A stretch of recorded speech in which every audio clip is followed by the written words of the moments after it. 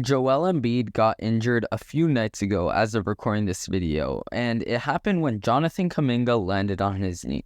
Recently, he has been diagnosed with a left meniscus injury, which is basically a ligament in your knee. The Sixers say that they're undergoing a procedure this week to repair a left meniscus injury, but a doctor specifically said that this is surgery. So what's really happening? And will Joel Embiid ever be the same after this?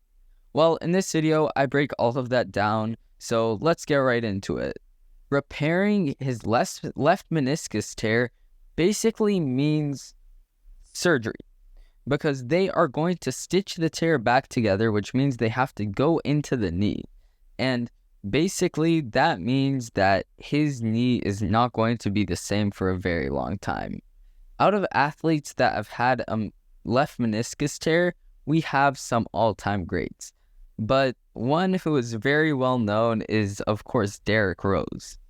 Because Derrick Rose tore his left meniscus, and he truly was never the same after that. This repair for Joel Embiid could be a possibility of between 4 and 6 months of recovery, meaning his season is over at the very least.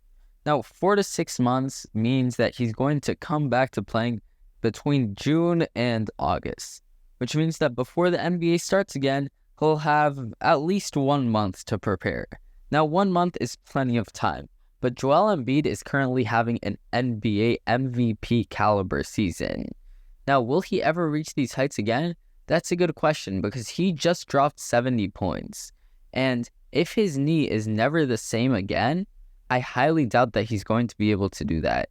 His already little athleticism will be gone, and his career will be in question. However, here's where the twist comes.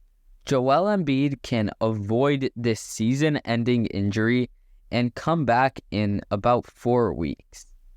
Now, you guys might be thinking, why wouldn't Joel Embiid do that?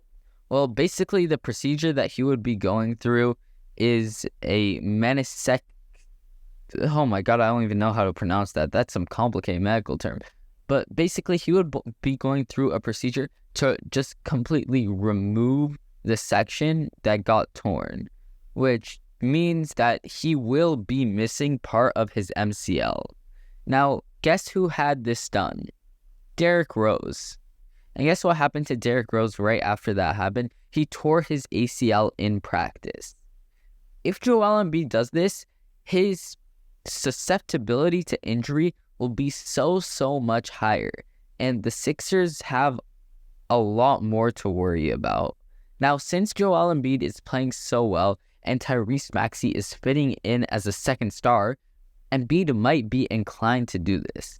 The Sixers have been nothing short of stellar this season. They're currently third on the power rankings behind the Bucks and the Celtics and the Clippers, which is very, very good. They can contend for a championship if Joel Embiid comes back. But what if he comes back and gets injured again? We saw something like this happen with Klay Thompson. We saw it happen with Derrick Rose. We've seen it with so many great players. We've seen it with, most notably, Ben Simmons recently, where he is out once again for a few more weeks after coming back for only 2 games. So, should Embiid do this? I'm not really sure.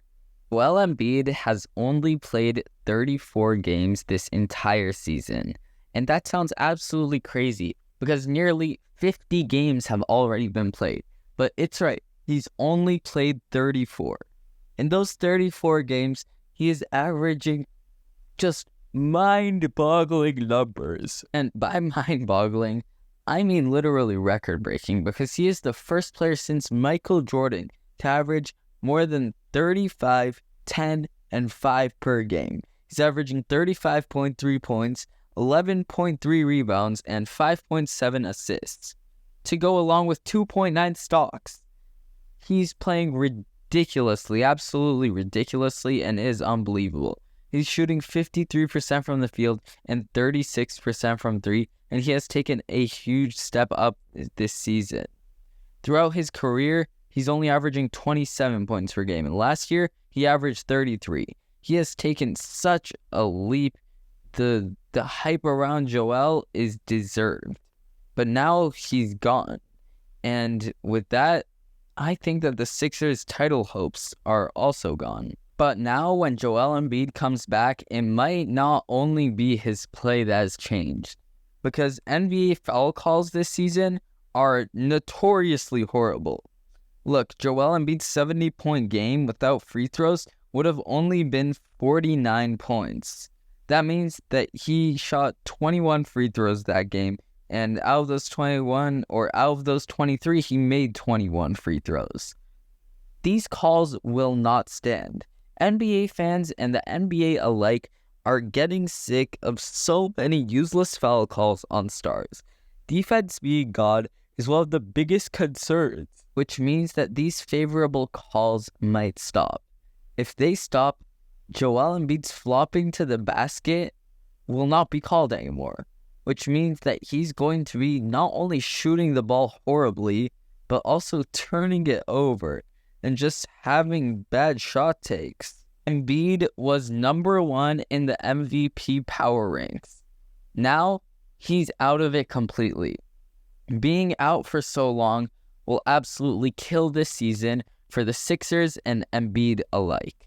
Now, diving deeper into the analytics, you can see that this Sixers team is very, very good, because the only teammates with multiple 50-plus point games in a season, the last 2 instances of it, is the 2021-22 Nets with Kyrie and KD, having KD drop 51, 53, and 55, and Kyrie dropping 50 and 60, and this year's Sixers, because Tyrese Maxey has had a 50-point game and a 51-point game, while Joel Embiid has had a 50-point game, a 51-point game, and a 70-point game.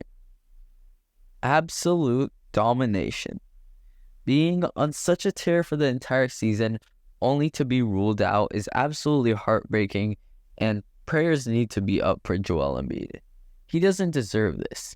He doesn't deserve to have a front office that runs him to the ground just so he can get his silly little MVP and take them to the playoffs for one season that they're definitely not even going to win at all. The Sixers are not currently championship contenders, and you know what? They're not even close. They need a big change, and hopefully that'll happen this offseason, because let's just say that this trade deadline without Joel Embiid will be pretty boring. If you guys enjoyed this video, watch the one popping up on screen right now, because YouTube thinks you'll like it, and I'll see you guys in that one. Peace.